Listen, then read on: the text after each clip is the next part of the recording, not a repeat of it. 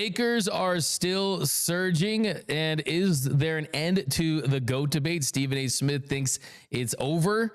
Also, we're going to take a look at the receivers in NFL free agency. Where could T. Higgins go? Is Shedeur Sanders too arrogant? Some teams are saying he is. Jeanie Buzz talks about Anthony Davis, had some interesting remarks, and KCP and a parlay, all that more coming up next on The Big Lead.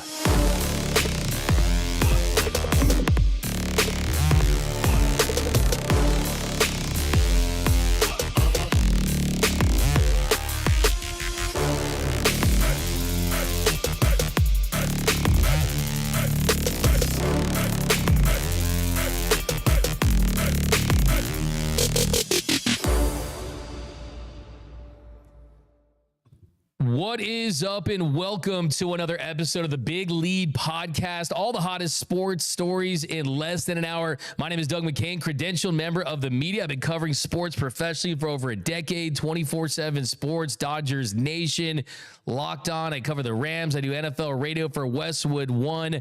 Joined always by my man J-Rob. We got Noel Sanchez rocking with us. Noise by Noel. We'll check in with them in a little bit. If you're new to the show, be sure to subscribe. Hit the notification bell. Drop your comments down below. We are just getting started here.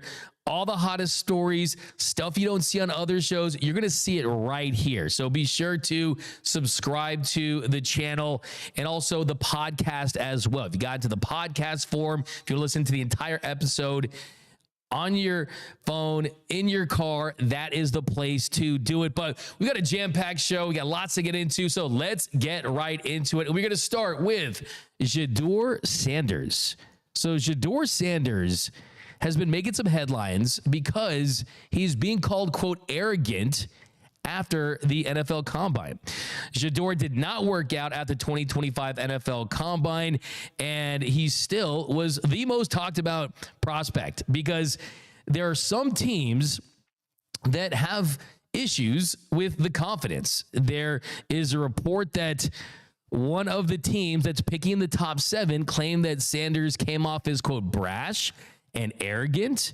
And according to NFL insider Josina Anderson, that was an assessment that Anderson disagreed with for various reasons, such as their interactions with Sanders. So some NFL insiders are saying that this is not accurate, that he wasn't giving off that vibe. But it's one of those 7 teams. I think they should just come out and say it was the Jets. I really think it was. You don't know? You don't think it was the Jets? I hope it wasn't the Jets. I mean, who would it be in that group? I mean, I just think that it's interesting. Now, Todd McShay, a longtime draft analyst, he also said that he heard from 2 teams that felt Sanders didn't care for what they thought of him during the interview process in a way that, quote, wasn't a professional approach. Now, whether there's any truth to this or not, these reports could potentially impact Sanders' stock. The Athletic did write that there's a chance that Sanders could just fall out of the top 6, but out of the first round. So not just out of the top 6, out of the first round. So we are talking about a draft that is considered to be one of the weaker quarterback drafts in recent memory. And Shedeur Sanders was up there with Cam Ward as really the 2 universal quarterbacks that were going to get picked first and second at that position. Cam Ward likely picked first, but there have been some mocks that have Sanders even taken as high as number 1. So if there's truth to this, this is going to be a major development for a quarterback that is the son of Deion Sanders. And I think that you look at Shedeur, his career at Colorado, this is someone that I think dealt with a lack of talent surrounding him. The numbers you look at when you focus on Shedeur, and you look at the overall passing numbers, you look at 4,134 passing yards, 37 touchdowns, 8 interceptions in 2024. He had the 20th highest QBR at 75.5, led that Buffalo's team that was undermanned compared to other elite programs to a 9-4 record in the Big 12. But the number that I focus on when I look at Shedeur Sanders' numbers is 99. And that is 99 sacks. That is how many sacks Shedeur Sanders took over the last 2 seasons in Colorado. He was running for his life, breaking the pocket, forced to make plays, forced to read defenses late, and he did just that. So I think, look, the confidence comes from a body of work, and I think he realizes that, hey, if I was at Ohio State, Michigan, Alabama, all these big programs surrounded by better talent, the numbers would look better. I would be sacked less, and I should be among the top quarterbacks in the NFL draft. But it says, quote, a lot of draft evaluators out there are looking at this, and some of the teams are talking about this, and he's not a fit for every single organization out there. Did we forget that he's the son of Deion Sanders? Did we forget that he is prime son? And no, he's not prime time, but he's also not like Wednesday afternoon, right? He's someone that still is a really, really good, very, very talented player. Does he project to be one of the best players of all time like his dad? No, but he certainly has a skill set, the ability to push the ball down the field, the accuracy. I think you could make the case that he's a more polished passer than Cam Ward is. The ball placement, the poise he plays, the poise that he exudes at that position. I think that for him, he just got to get the ball out quicker. And I think that has to do with the offense that he played in and the talent that was around him. So he's not the most mobile guy. The accuracy, though, how steady he is under pressure, I think it's no doubt about it. If he's not a first rounder, there's a major problem. But here was Shedeur Sanders during the NFL Combine. And look, for me, it's two things. You either like this, you either want this to be your quarterback and you see this as a plus, or maybe he's not a certain fit for certain teams. If you ain't trying to change the franchise or the culture, don't give me. So you should know history repeats itself over and over and over. And I've done it over and over and over, so it should be no question why an NFL franchise should pick me. You think I'm worried about what critics say or what people got to say? You know who my dad is? They hated on him too. So it's like it's almost normal. Without people hating, it's not normal for us.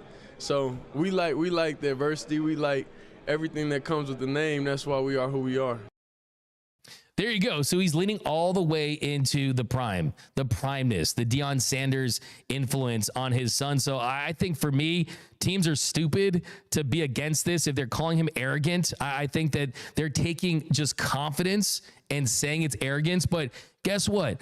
All quarterbacks, they should have an arrogance to them. They should have a confidence to them. And I like this about Shedeur. And to me, this is only a plus. This is a reason I would draft him versus not drafting him. Look at Shedeur versus Bronny James, right? No slight at Bronny James, but he doesn't exude kind of LeBron James when he was at his level, right? Bronny James is someone that's a G leaguer, definitely a good G leaguer, definitely someone that you could say where he was picked in the second round, you can justify it at this point, but he doesn't give off a lot of LeBron James confidence. He doesn't give off a lot of LeBron James as far as the size and attributes.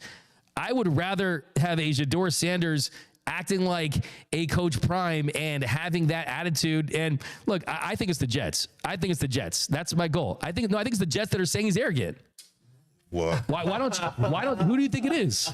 It's not the Raiders. I think they put top 7, honestly, just to, mix it up. But I really don't think that was the Jets. Like I honestly, from what I've heard from Aaron Glenn, from the team, I just don't think Aaron Glenn would make that comment about Shedeur Sanders, especially because I think Aaron Glenn has high respect for Deion Sanders. I mean, Aaron Glenn was a DB. But it might not be Aaron Glenn. I mean, look at this. The Titans, they're probably going to draft.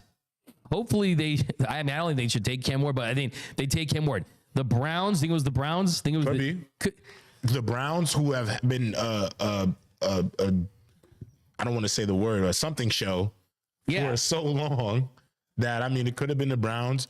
I mean, but also, Doug, I'll say this, though. Like, realistically, this all could be smoke and mirrors, too. Like, to get guys to not be as interested in drafting him in certain areas. It's lying season. It is lying season. Yeah, for sure. It's lying season 100%. But do you think that him embracing that side of his game, I mean, the chains, The why. I mean, Yes. This is the guy that made this a thing. I mean, that was like one of the most universally replicated touchdown celebrations at the middle school level, the Pop Warner level, the high school level, the college level. So why are people surprised that he's carrying this on into the NFL? Like, I think it's silly. I mean, I think calling someone arrogant is just a little out of pocket because I think it's just misconstrued. Yeah, I 100% agree with you. Ultimately, Doug, if your quarterback isn't a little arrogant, not a bit delusional about themselves as a player, I really don't want that quarterback on my team, because the reality when it comes to Shedeur Sanders is, he's rich already, Doug. He don't need the money from the NFL. He enjoys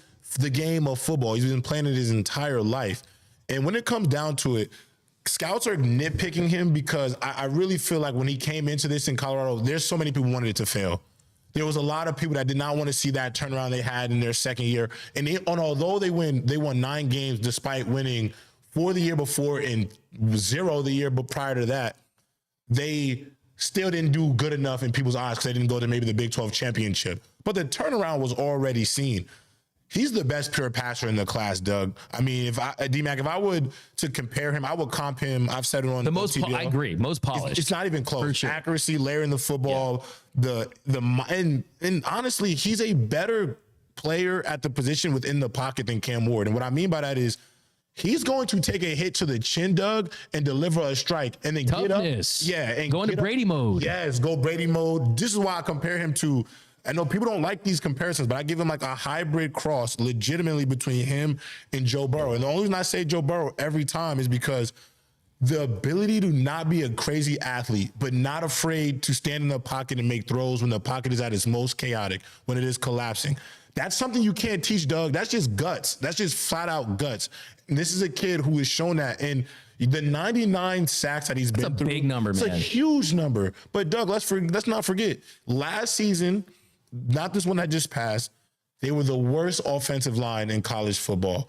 This year after, they put a 5-star freshman, an 18-year-old, to play left tackle and protect Shedeur's blind side, and they were still only the 53rd ranked pass blocking unit in the country.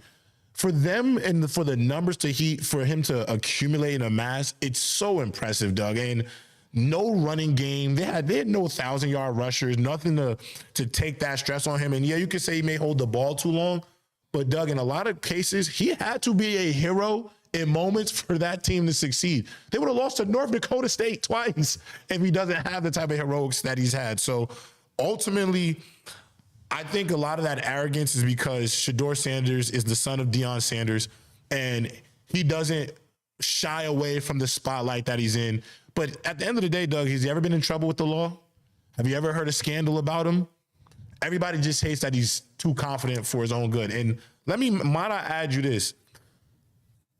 Is Patrick Mahomes not a little arrogant about himself? Or Josh Allen's of the world, the Aaron Rodgers, the Peyton Mannings, all these top quarterbacks that we've seen, you don't think they think they're the best in the world?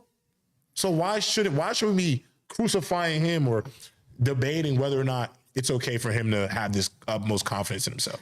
You know what this is to me, J-Rob? This is C.J. Stroud's Wonderlic test.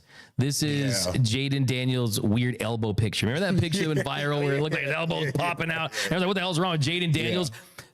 They're always going to try to find ways to break dudes down. Yeah. And they are. But the reason why I think it's the Jets is because it's like, that's just a random number. It's one of the top 7 picks. Yeah. What happens after the 7th pick? It's the Jets. But I mean, like, I totally agree. I think that the Joe Burrow comparisons, I think, are like, Shedeur's athletic enough to extend plays. Mm-hmm.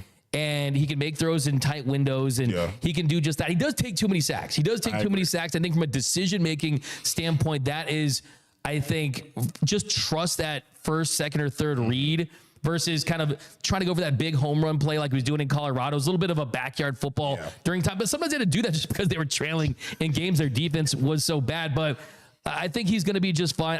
I like him on the Raiders. I think that the Raiders makes the most sense to me for him just because I think Brady mode, mentor Tom Brady, silver and black. I think they can use a guy with some edge. I don't like him. I wouldn't ever want anyone that I want to have success with go to the Cleveland Browns, the Titans. Exactly. are a franchise that I think has been in limbo too. But yeah, look, it's the Sanders name. It is the polarization of that one guy. They got to find the one guy to break down. And this year it happens to be Shedeur Sanders. So, hey, yes, I one more throw it in there.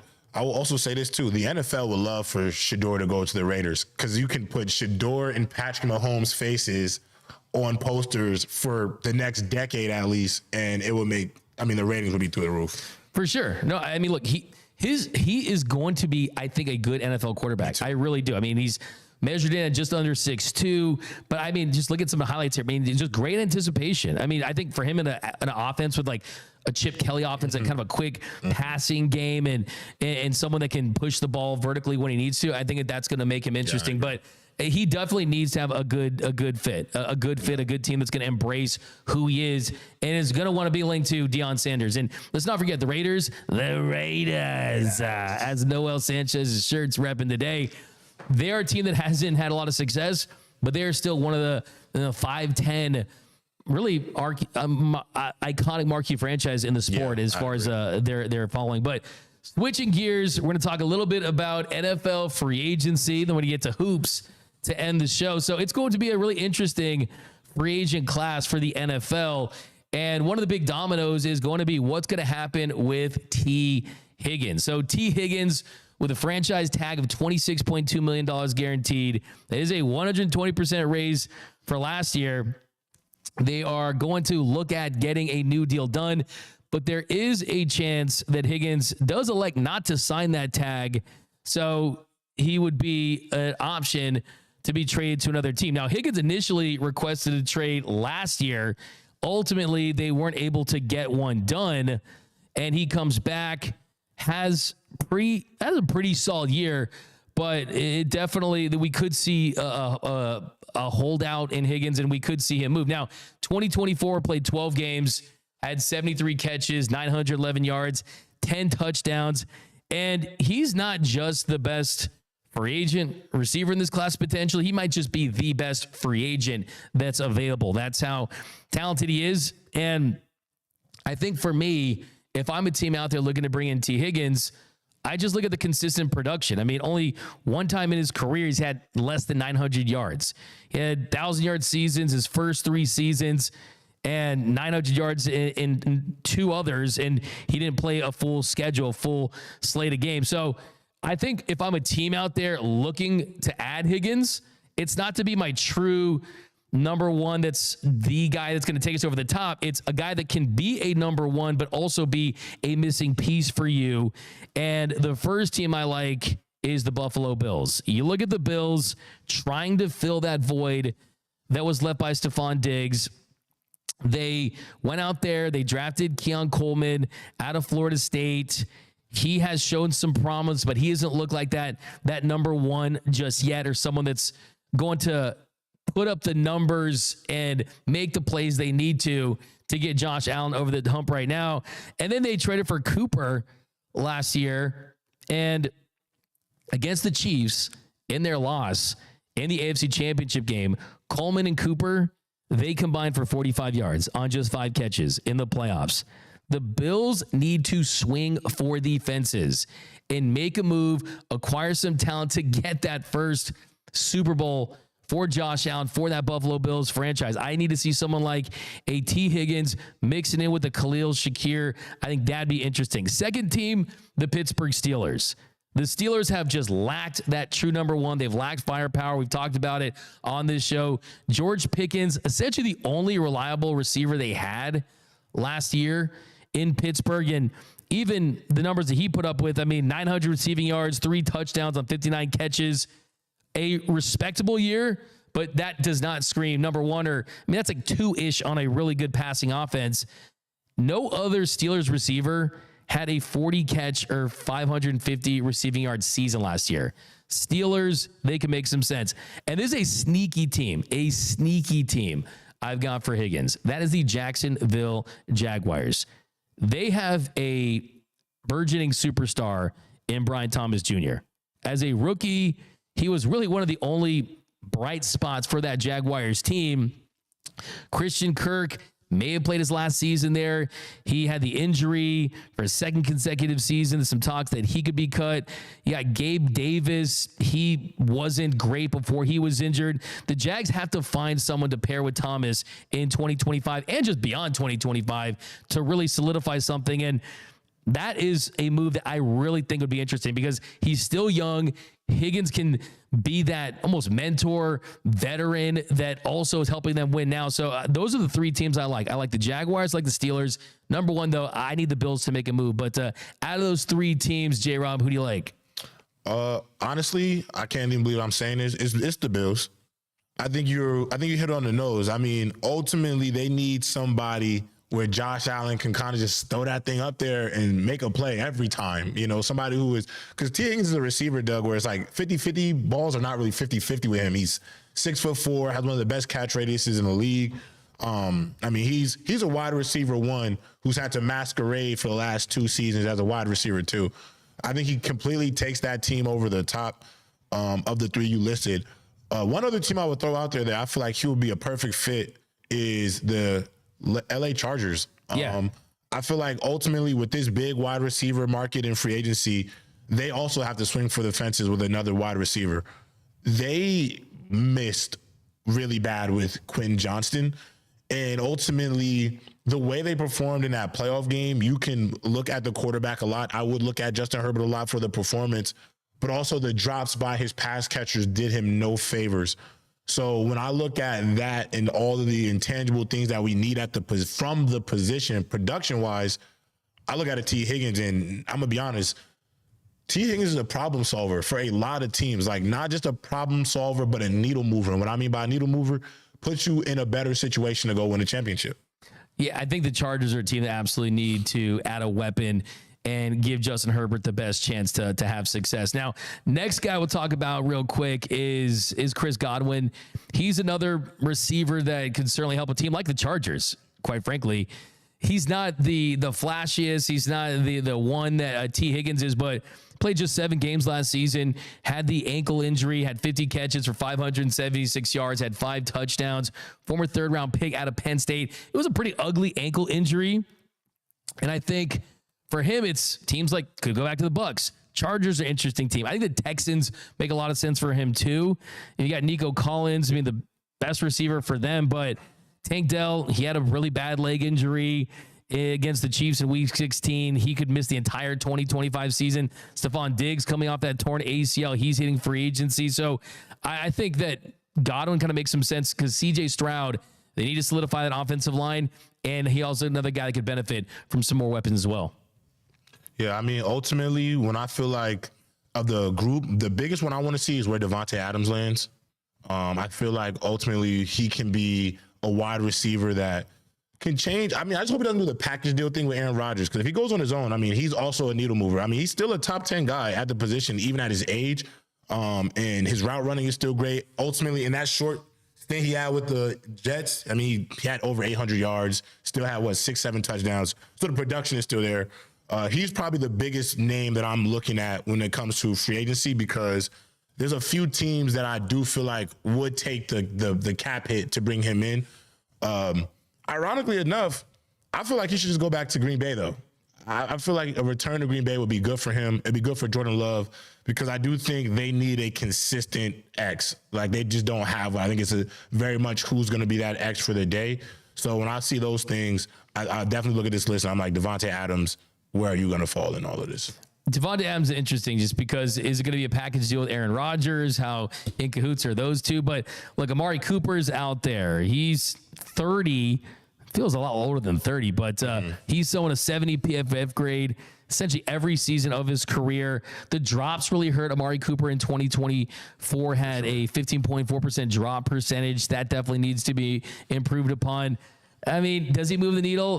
Not really for me. Stephon Diggs, another free agent that's out there as a wide receiver. And he's someone that, I mean, he was actually pretty solid. I mean, before the ACL tear, he was still helping teams.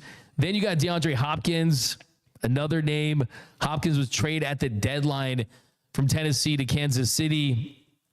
Never really exploded there like they probably hoped he would be. But, I mean, he was a pretty respectable target. He did have 83.6 receiving grade. Marquise Brown, another guy. You got Darius Slayton. You got Keenan Allen. Keenan Allen's interesting to me because Allen is just a great veteran to have on your team. And he's another one that really hurt the Chargers when he was gone, right? I mean, he's been so good for that organization for so long. So he's another guy. Then you got Deontay Johnson for the Ravens. You got Mike Williams for the Steelers. Look, I mean, it's interesting free agent class, but it's really top heavy with T. Higgins. And I think that's going to be the big domino. I think Devontae Adams, the interesting thing about him is just what version of Devontae Adams are you going to get this part of his career? Had a down year a couple years ago, picked things back up. I think it's basically, does he get to the most win now situation as possible? I think that's how you're going to get the best version of him. But we're going to switch gears to the association. LeBron James was just 1 point shy of 50,000 points in the regular season. And he gets to 50K last night. The Lakers just continue to put together quality game after quality game. And this 50,000 point club is pretty astounding. The Lakers got their 7th win in a row on Tuesday. LeBron James and Luka Doncic continue to build that chemistry. Luka and LeBron, they combined for 64 points. The Lakers got a comfortable dub over the Pelicans, 136-115. It was the Luka show for most of the night. Doncic, 17 first quarter points, ended with 30 points, 15 dimes, 8 rebounds. And you got to love the fact that he joined the company of LeBron James, Jerry West, and Magic Johnson for only players for the Lakers that have 30 points and 15 assists. By the way, Magic doing it 19 times. Just incredible.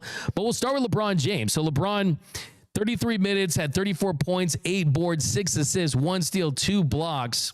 And what more is there left to say about LBJ? Well, pretty much the only thing for LeBron James at this point is he going to go down as the greatest basketball player of all time? Well, Stephen A. Smith had some very interesting comments.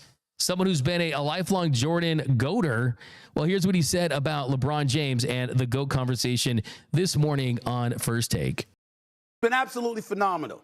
I'm going to sit up here today, although he annoyed the living hell out of me last week with, with all of that nonsense he was talking.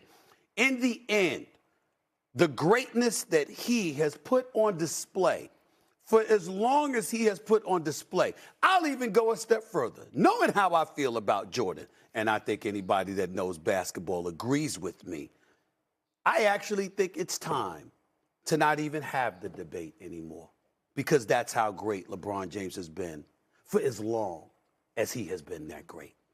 I can stand down and acknowledge that, because this is absolutely phenomenal. But it's not the 50,000 points. It's not even the way he's looked last night. It's not even the way he's looked this month. It's the fact that I'm watching this brother with Anthony Davis, without Anthony Davis, with Luka, without Luka. I mean, this dude right here, and I'm looking at a guy at 40 years of age who's in better shape than 98% of the league, if not more, at age 40 in his 22nd season. LeBron James, especially on a morning like this, deserves all the props in the world, and I'm going to give it to him. So you got Stephen A. Smith saying, but not saying, that he has LeBron James as the GOAT. Look, you look at last night, 50,000 career points. After finishing with that just 1 point shy, he does get to 50K on that three-pointer. And you look at the distance he has over Kareem Abdul-Jabbar right now, it's 5,000 points. The closest active player to LeBron is Kevin Durant, who is 15,000 points away from LBJ. And for me, I think Stephen A. Smith is the GOAT of just continuing the GOAT debate, because everyone's so tired of Jordan versus LeBron. For me, I still think that LeBron James is the second best player in the history of basketball.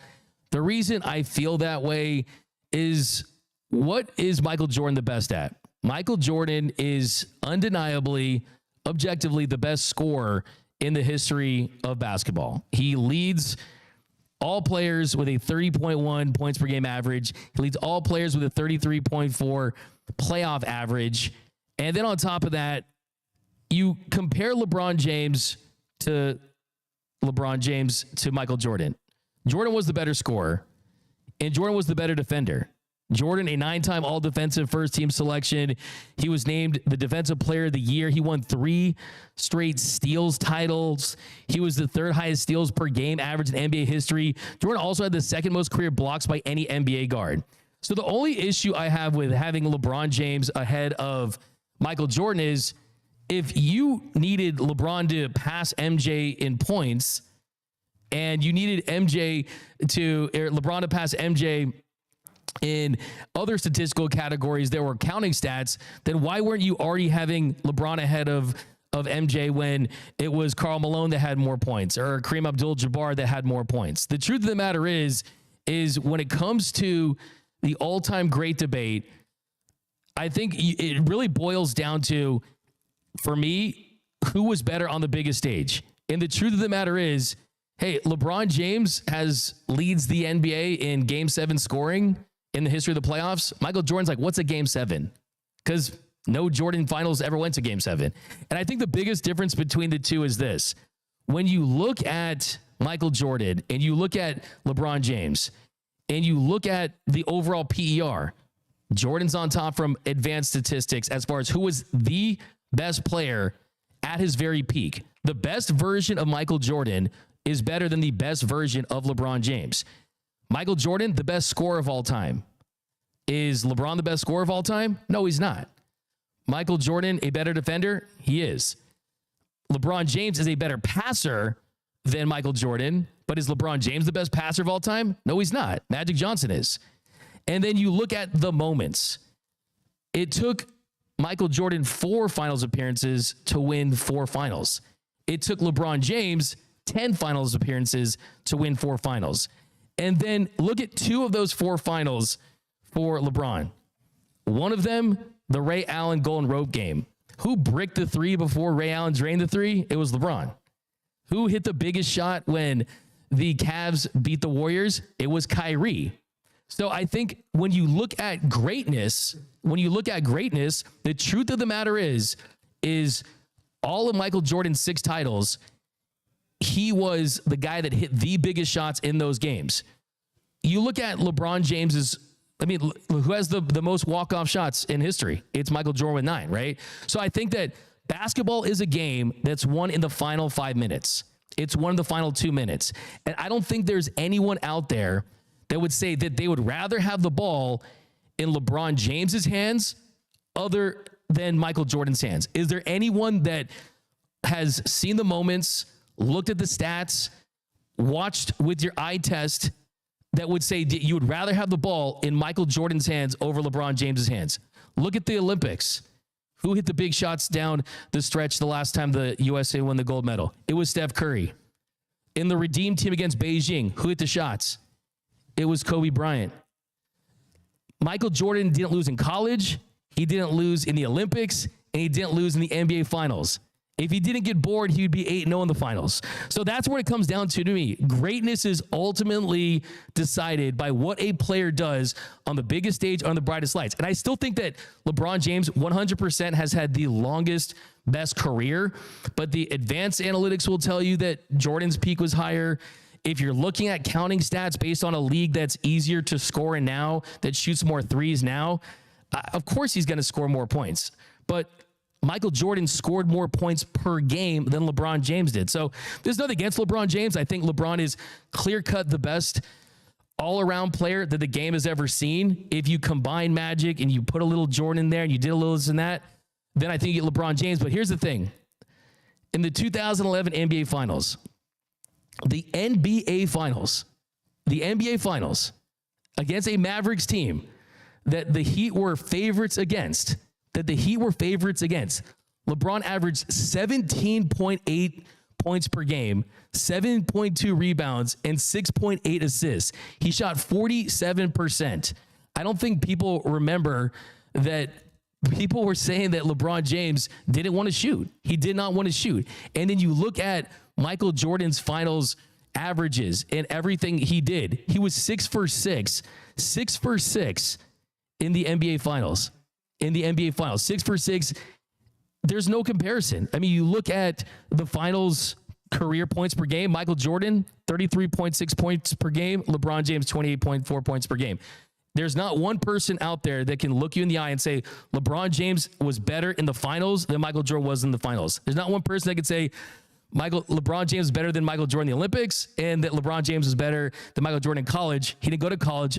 Michael hit the game-winning shot. So, counting stats aside, it's still Michael Jordan over LeBron in my book. LeBron is universally respected. Jordan universally feared. And that's just the truth of the matter is. But Noel, what are your thoughts? Man, by every generation, it's going to continue to get tougher. And I think the track that LeBron is on right now, it's super interesting because, I mean, he was kind of throwing the perfect path now, getting Luka on his team. And like we've had conversations about this a number of times that if LeBron James can win another ring as like a clear-cut best player in that series, that kind of changes everything. The only reason I bring that up is because we still see the level he's playing at right now. There was a little bit of father time that came in early this year where he was having a really rough stretch, missing a lot of threes, looked a little slower. But ever since Luka came in, it's like he's playing with this new gear. He kicked in like a 27 gear we didn't know he still had. And, I'm not saying by any means, I'm not predicting the Lakers to go out there and win the title, but Doug, if they win the title this year and LeBron James is playing at a level that we've seen him play at before, that might tip the scale for me. Here's the thing. I actually am fine. Like, here's the thing. If people have LeBron, it's like if your GOAT is your GOAT in your mind, nothing that anyone can tell you is probably going to change that opinion, right? Like, there's nothing I'm going to tell you that's going to change your opinion or vice versa, right? Because that's just kind of how people hold that GOAT debate within themselves. But I think for LeBron James, he's already won. Yeah. He's already won because this is a legitimate debate at this point. Yeah. This is a legitimate conversation. As much of a MJ evangelist and truther as I am, I can still respect people that have LeBron as their GOAT. Like, if we're talking about like the best pop star of all time, no one's trying to say like Chris Brown is better than Michael Jackson or Bruno Mars, right? No one's trying to say that stuff. But it's a legitimate argument because of how good he's been, for how long he's been. The thing is, for me, it's tough because if he does win a title this year, Luka has been, as good as LeBron has been, Luka, especially in the last couple of games, has been better than LeBron, right? And Jordan's never been the second best player on his own team. No, that's right? That's a great point as well. But I'll give you the floor, J-Rob. What is you want to hear? Oh, I thought you wanted to give me your best. Give me your number one reason why you think LeBron is the GOAT over MJ. I mean, ultimately, when it comes to the expectations to what he was supposed to be versus what he's done, I think he's more than cleared it, man. And no doubt about that. I think too, the reality is, you call yourself Michael Jordan truther, but I also think your era didn't have First Take and didn't have the internet and didn't have Michael Jordan under a microscope. When Michael Jordan was the only player who can lose in 8 straight first rounds of the playoffs. And nobody remembers that. Everybody acts like that never happened, where he was getting stomped out by the Pistons and the Boston Celtics, and he couldn't get out of the first round because everybody just acknowledged what his greatness was. Like, you came up here and straight up said that he's taken every game-winning shot in his playoff career. Did you forget about John Paxson in 1993? Did you forget about Steve Kerr in 1997? The difference is he makes those. When LeBron passes the Corver, he misses it. You see how the goalpost moves a little bit. It didn't move at all. It is. He's back to the double. Your statement was, the other guys have hit shots for Michael Jordan. He's been allowed to. Didn't his head coach at the time, Phil Jackson, tell him, who's open right now? And he had to say on the clipboard, Paxson. You have to pass the ball to be great. LeBron's the greatest all-around player in the history of the game's ever seen. I'd argue he's not better Jordan defense. Is Michael Jordan a better scorer than Kevin Durant all time? Of course he is. That's debatable. To you, though, the averages you say can ask a lot of people in a league where it's easier to score. But you could ask Jordan a lot probably of people. Averaged 40 today. A lot of people will tell you, and his peers in the NBA will say, well, they think Kevin Durant is the greatest scorer to play the game. He's a better rebounder than Jordan. He's a better passer than Jordan. If you want to say he's a better on-ball defender, I could say maybe I'll concede that too. He's not a better overall defender than Michael Jordan because LeBron James, from the moment he came into the NBA, he was a first-team all-defensive player. Let's not forget, we gave Marc Gasol Defensive Player of the Year in the same year that he didn't make first-team all-defense.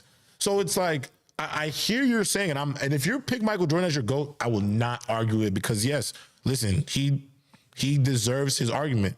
But I do feel like the points that we were making to derail LeBron, like, not taking the game-winning shot. Well, who got them to a game 7? Who's the best player to get them there? I mean, you could even go back to, you could say the block wasn't enough. Kyrie hit the shot, but they carried them to get there. Even with Ray Allen hitting that shot in Miami. Who scored every point to tie the basketball game or we get it within one?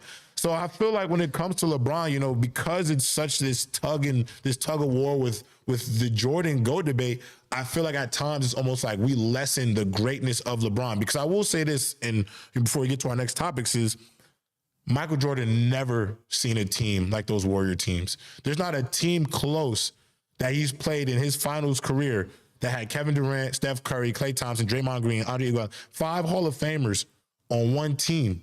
Then you had to do it twice. Like, are we remembering this guy beat a team that had the best regular season record ever and was down 1-3? There's not a finals moment in the history of the NBA better than that. Not a comeback. Draymond Green doesn't get suspended. They probably win that series. 2 games after that? You got to play 2 more games after the suspension. That's not. I'm not debating. I mean, I will definitely concede that Warriors team was, but it's tough. It's close. It's a debate. That Warriors team is, but I think for me, like what it boils down to, and this is nothing but respect and love for LeBron James. Yeah. I really think that what he's done in his career, there's 2 chairs at that table. Facts. Anyone who says Kobe's at that table, it's just not true, right? I mean, it's a 2-chair table, and it's LeBron James and it's Michael Jordan. Those are the only 2 guys at that table. Only thing I struggle with is just like, let's say you're doing like the 2-minute, like the 2-minute like Jordan montage versus like the 2-minute LeBron montage. Michael Jordan, Game 6, 1998 NBA Finals. He gets the basket, then he comes weak side, steals the ball from Karl Malone, comes down the court, hits the game-winning shot on Byron Russell. Previous Finals 97, game winner. He absolutely dominated every single finals, except there was a stretch there against Seattle where Gary Payne was locking him up for a couple of games, but that was a 72-win Bulls team. When you look at just the moments for Michael Jordan, the shot over Kevin Elo, I mean, I think for LeBron James, he lacks those game winner etched in your mind moments that Michael Jordan has. I mean, I think LeBron James' best moment was the game winner against the Magic in the Eastern Conference Finals in a series they almost lost. The game winner against the Bulls in that run that they had, the bank. Then remember 2018? He had like 3 game winners on the road in 2018. Pacers, Raptors. But like I said, like what is the one? So if you close your eyes and think, what is LeBron James' defining NBA Finals moment? What comes to mind? The block. So a play that wasn't the most important play in that game. Kyrie's shot was the most important play. But that shot, that play wasn't. It was. It was second. Didn't they went 5 minutes without scoring a bucket. It was second, but it wasn't bigger than Kyrie's shot over Steph Curry that essentially won the final. If he put down that poster on Draymond at the end, that would have been crazy. So I'm just saying, like, but my thing is when he took the shot, it was a tie game too. It's not like that shot they was down 1, and if he doesn't make the shot, they would have still got a chance at a possession. You know what I'm saying? Like it was a tie basketball game. And they couldn't score for 5. Nobody could hit a shot in the ocean. Do we not? The chase down block's one of the great plays in NBA history for sure. But I also would say that it was the second most important play of that game. It was the shot, the block, and the stop when Kevin Love had the stop. But look, I mean, it's close. I'm just saying, like, so that what you would say. So the biggest moment for LeBron James' career in the finals is a block, not a shot made, not a pass. Comeback is not a moment in itself. We're just talking about a specific play. Yeah, of course. Yeah. Specific play. Byron Russell. I mean, shrug. That was a push-up too. But then the thing is like that's a guy who knows all the tricks. Like Game 6 in Boston, where he goes crazy. Like I feel like one play does not have to feel like a moment. You know what I'm saying? Like that was a master. Like I even think Jordan's games. I mean, I watched that footage of Jordan going for like 60. Michael Jordan scored 63 in Boston against one of the best teams of all time. And that to me is a full-blown moment. You know what I'm saying? Like he scored 60. That's the moment. Yeah, no, look, when LeBron scored 51 and it was the J.R. Smith what the hell game, the 51 8-8. I mean, that's certainly okay. I'll tell you what I hate about these debates. I hate about these debates, and I'm honestly I have them in my brain, and I have them sometimes with like friends and you guys stuff. Like, I hate it because you have to discredit someone that is absolutely elite, and that you shouldn't have to discredit. And it's not like a discredit, but it's just like, hey man, we're talking about the gods here, right? So it's tough. But switching gears to Jeanie Buss. Switching gears, that was fun. Switching gears to Jeanie Buss. She had some very interesting comments about Anthony Davis. So first of all, come on, like let's not forget Anthony Davis won a title with this team, that he was absolutely essential to that. Well, she told NPR, we gave a lot to get Luka Doncic. We're happy we have him. We have lost the last 3 years in a row to the Denver Nuggets in the playoffs, and we really didn't have anything that was going to look different going into the playoffs again. Anthony Davis was complaining about where he was being played, and he wasn't happy. So I think this was a positive for both teams. They got what they were looking for. We got what we were looking for.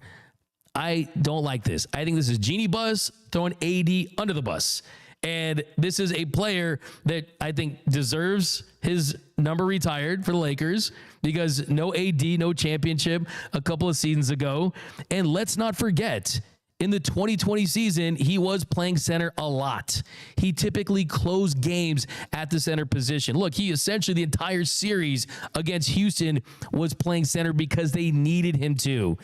And yeah, he did not like playing center in this offense because that's not where he was best at. But to say he was complaining, I don't like that. This is a Lakers organization that always has to be the destination franchise for free agents. And you don't want to call out your free agent saying he's complaining. I hate this. I hate this from Jeanie Buss. Noel?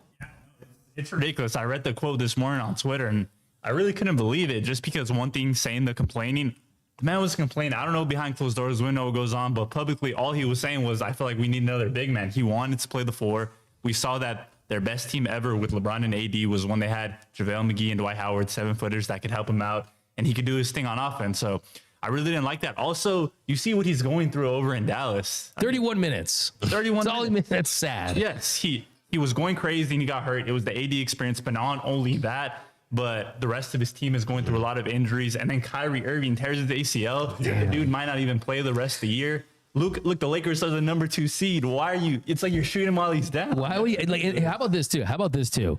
Like, Anthony Davis, he had that interview with Shams Charania saying that they wanted a center. Yeah. He had been making it known that he wanted to have a center for months and months and months. They get Luka, they have one meeting, it's boom, Mark Williams trade. We trade for a center. So I'd be like, dude, like, was Luka complaining, or was he just saying that he's best with a lob threat, right? I mean, Anthony Davis was probably saying, I am best optimized with a center. He's not complaining. He wants to help this team win a championship, and he knows that the best version of himself is with a center. So I really hate this from Jeanie Buss. Yeah, and I did see too that recently AD was saying, he's like, yeah, I know everybody said that they didn't know what was going on, and he was saying he didn't believe that. I don't know if that was kind of Jeanie throwing shade back because of that, but I just feel like you're stomping on the man when he's. How's she gonna go on NPR? Come on this show if you're gonna go on NPR. Yeah, right. Like, what is she doing on NPR? I mean, NPR is that's Antonio's station right there. But hey, here's the thing: like, complaining. I mean, does LeBron ever complain? I think complaining's good. Yeah. Complaining leads to change. Complaining leads to like helping your roster get better. And all AD wanted was